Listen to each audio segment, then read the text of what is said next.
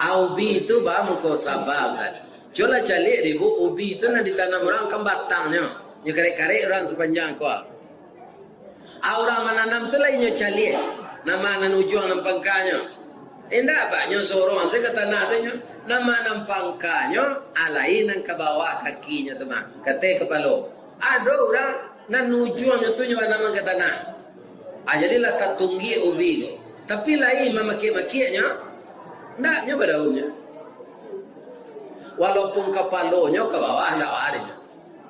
Apa daunnya? Kadang-kadang daunnya kan nampak di ibu-ibu pergi ke balai. Nampak di daun ubi ku subur. Aku rancak di gulai jo jariang.